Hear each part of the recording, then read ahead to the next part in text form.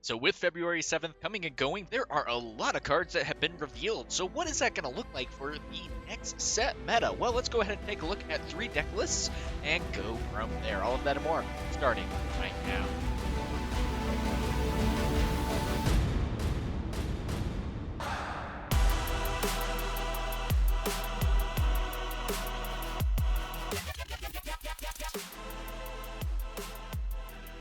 So with the next set, there is going to be a lot of intense changes, and now we are going to be looking at 3 particular deck lists that I have created as well. Now, keep in mind also, these aren't necessarily going to be very well optimized, but I am still technically playtesting them and whatnot on my Discord just to see how they are doing.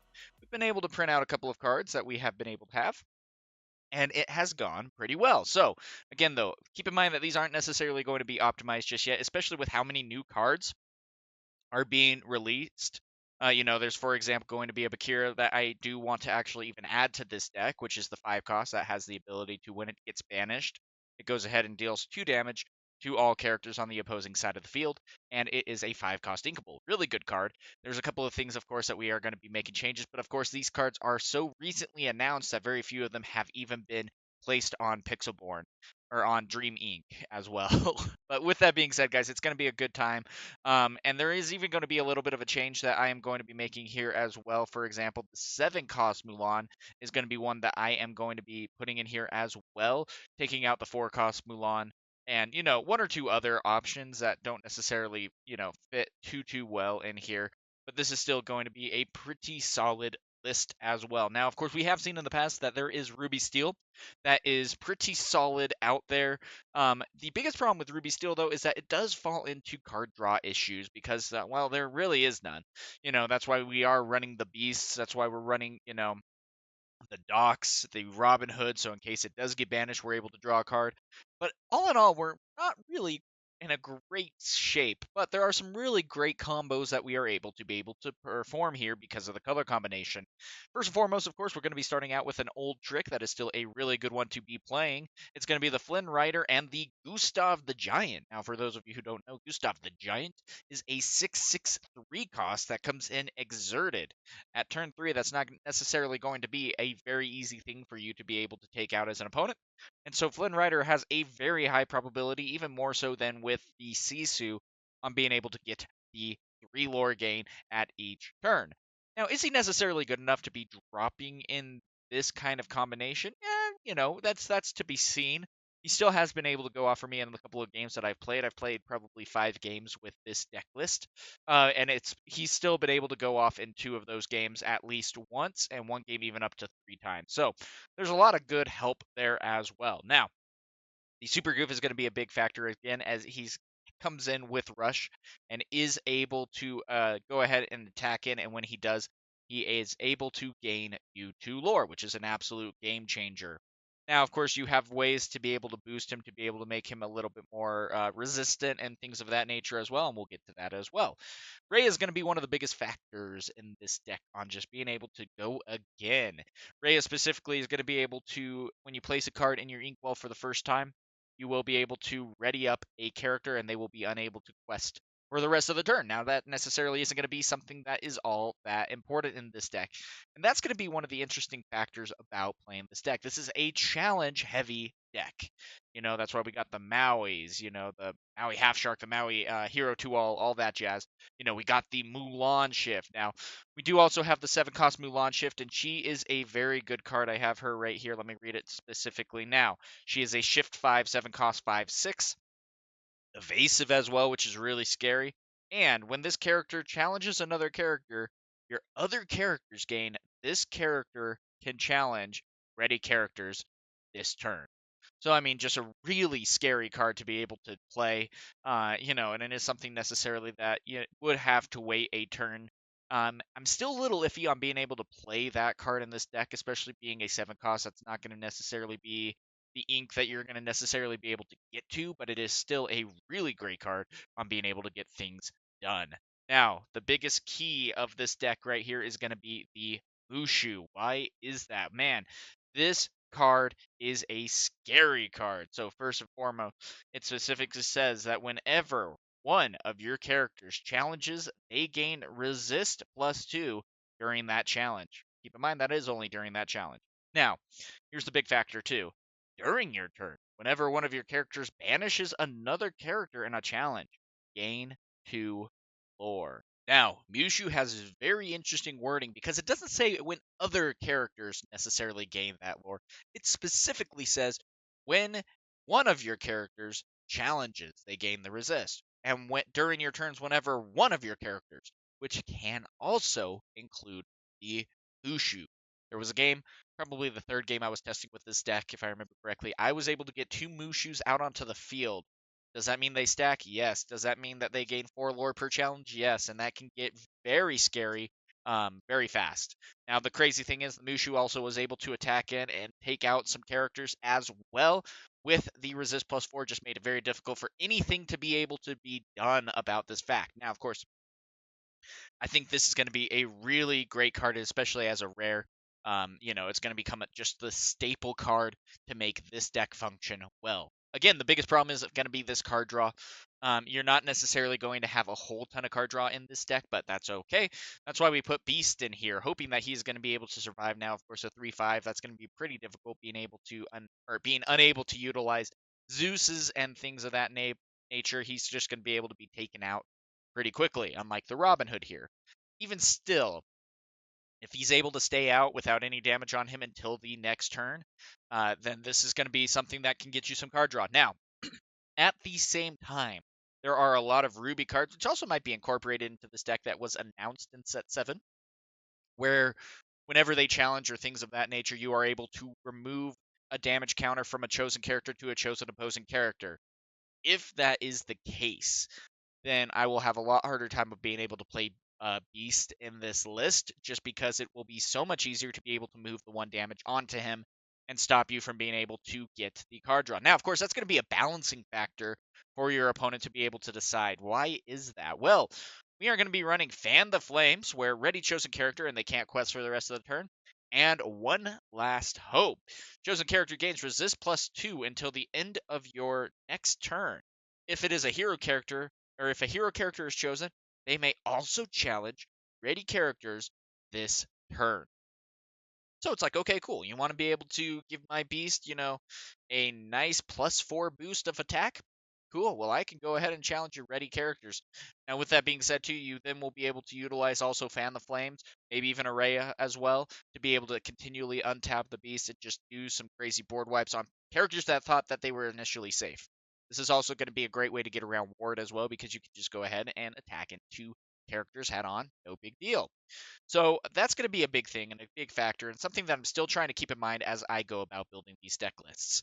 Now, of course, the Robin Hood will be a good option as well, especially being able to gain the 2 lore. Keys in really well with the Mushu, especially if we're going to be able to just get him to go ahead and attack in. Maui Half Shark, though, is probably going to be the most broken option in this game, especially if you can go ahead and get Fan the Flames and then have one of your other characters go ahead and sing One Last Hope. Now, why is that? Well, this is one of the craziest combos that you can go ahead and get off in this deck. Also, why I would probably move up Maui Half Shark to 3 just for the consistency sakes.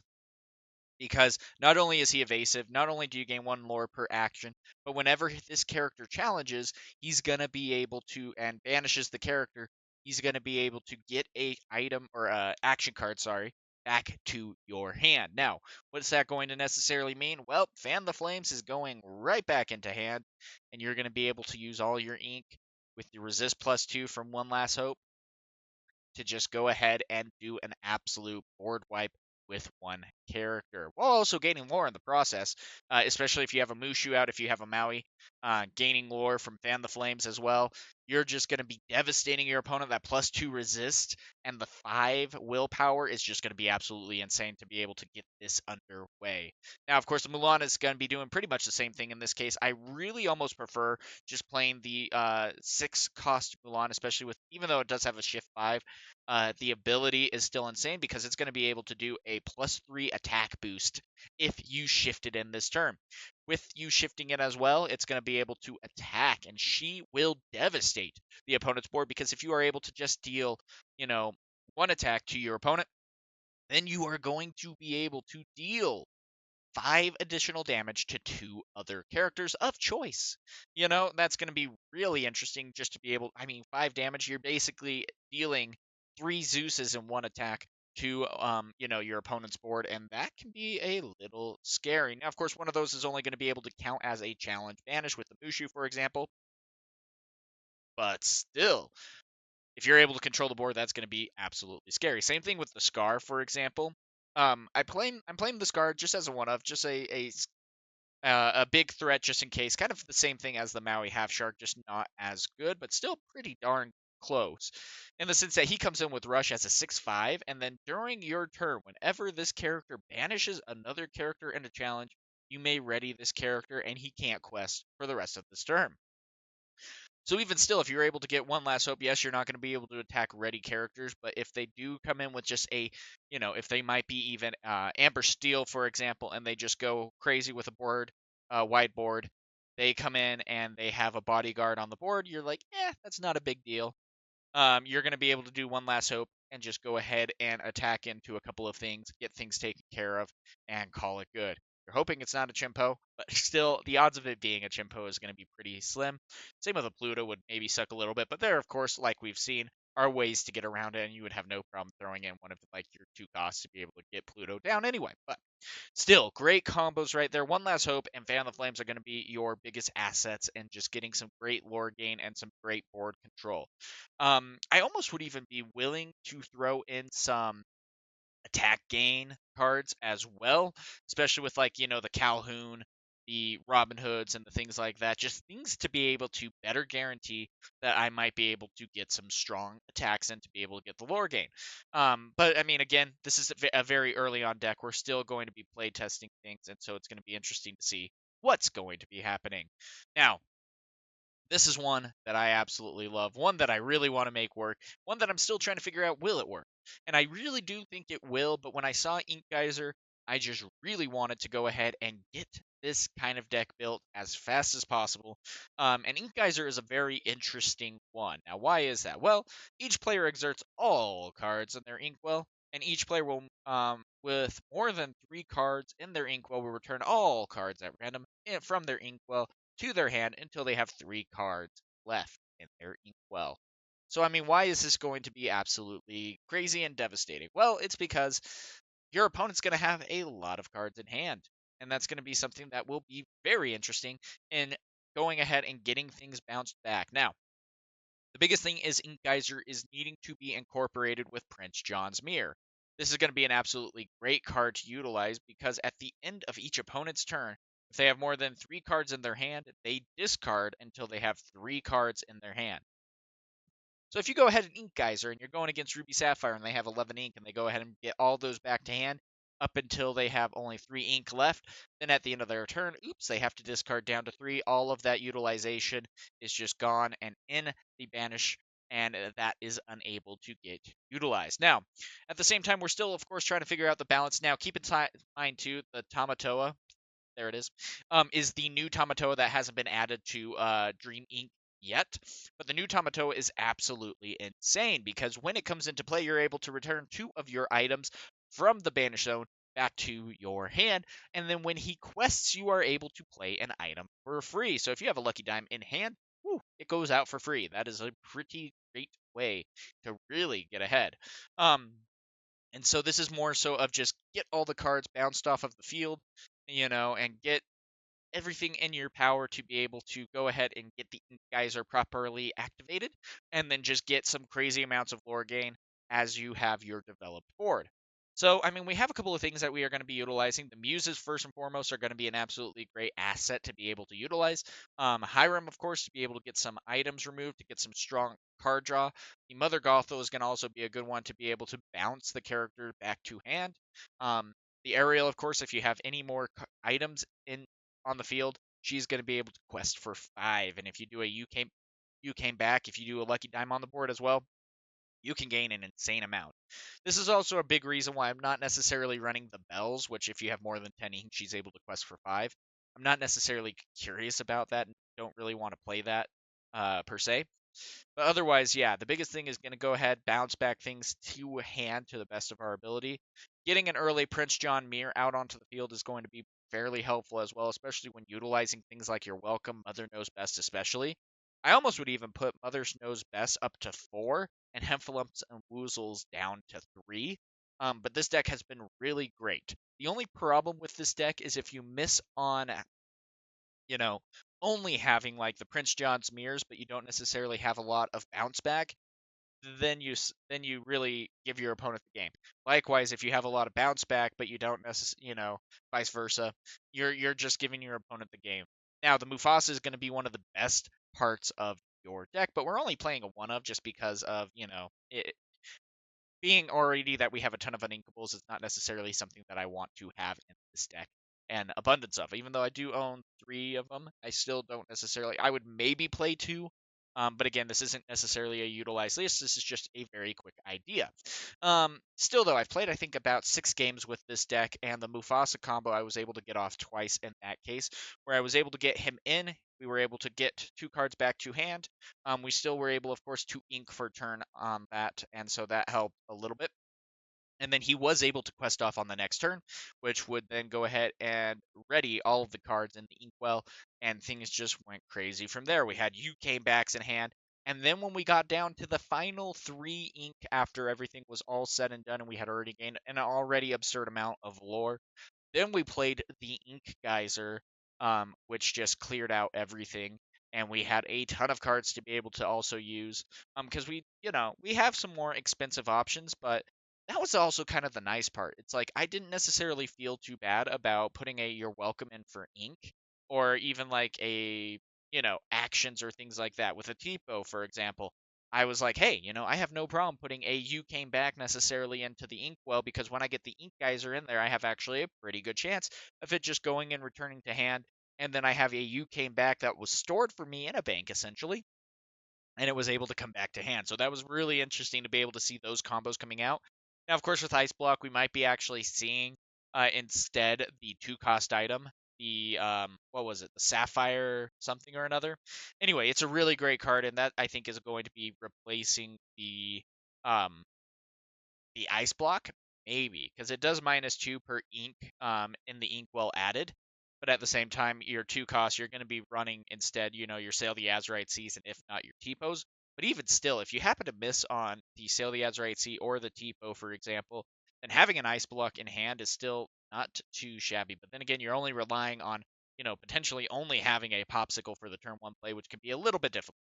But still, this has been a really fun deck to be able to play. Your opponent doesn't quite know what's coming exactly, and just the utilization of bouncing everything back can be a very great ability, especially your welcome, giving your opponent 2 cards, and then you have the Prince John out on field. If they happen to have just not a lot of options in that case, then that is going to be some fun options for you to be able to use.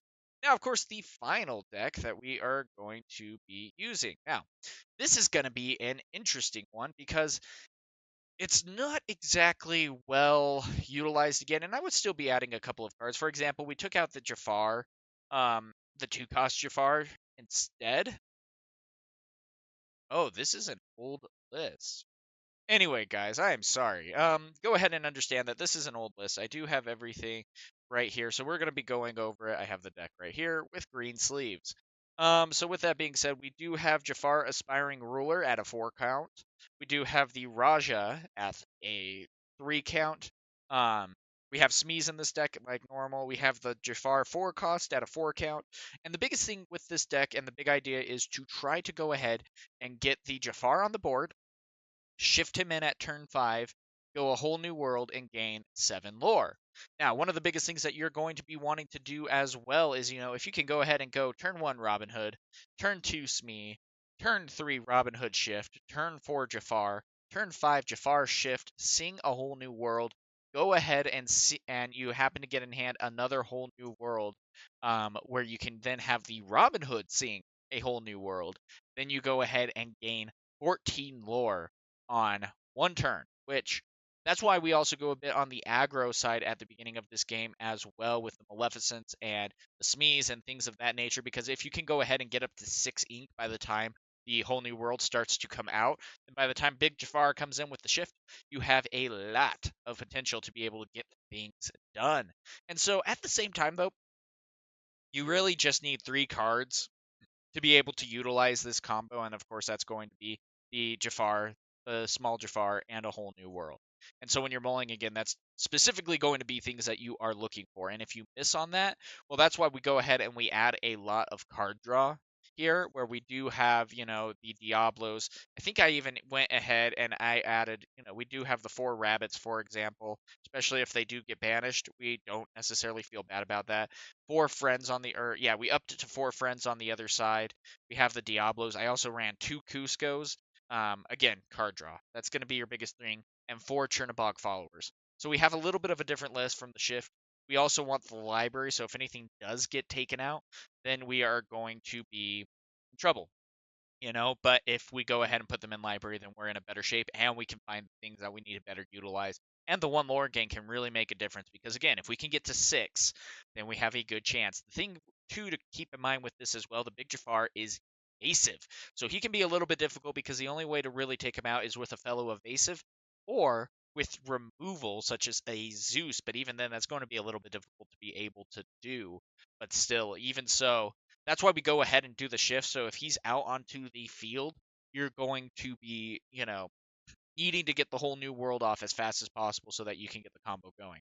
One of my favorite cards of this next set as well is going to be a giant cobra. Just because it's a vanish, it's an illusion, of course, but it has a very specific thing where when you play this character, you may choose and discard a card to gain 2 lore. That doesn't feel too bad, especially when you get down to the end game and your opponent is sitting there and you're at, even 16 to 18 kind of thing, and you just hold New World, and you're so close to winning and you just go ahead and play the snake, for example, you discard that card and you gain the 2 lore to be able to win the game. And so it's going to be a really interesting deck. It still feels like it's going to be necessarily in the tier 2 avenue, just with how the game is played. At the same time, like I said, this isn't necessarily going to be a utilized deck list, and so there's going to just be a lot of testing here that needs to be done. But this is a deck that I really want to work, and this is also something that I feel like could work, especially depending on what we even get in set 8, because that's going to be a Jafar focused set. I mean, he's in the title, and so we're hoping that we're going to be getting some really good Jafar cards. And even so, we might be moving away from the Jafar wheel in this case. And so it's going to be really interesting to see then how this deck gets utilized and even optimized as well. And so I'm curious to see what your guys' thoughts are on this. Now, with that being said, this is going to be a really interesting meta. And again, there are more and more cards that are getting announced every single day. And I'm actually surprised. We're going to be knowing the whole set probably by next week, essentially. And so it's going to be really fun to be able to test and figure out this meta and see what we are going to be able to do. Again, though, we are having another video that is coming out where we talk about the cards that have been revealed so far. And it is a lot. A lot of very exciting things to be able to do. So if you guys want to go ahead and talk about cards and everything like that and this card game, we do have the Discord down below. I also run an online league where we go ahead and play matches once a week and then have end of season tournaments as well to be able to compete for prizes. So a lot of exciting things coming your way. With that being said though, guys, what cards are your favorite in this set and what deck are you looking to try when this set gets released? Thank you so much for you guys being here and listening to my voice for this entire duration. Until next time, guys.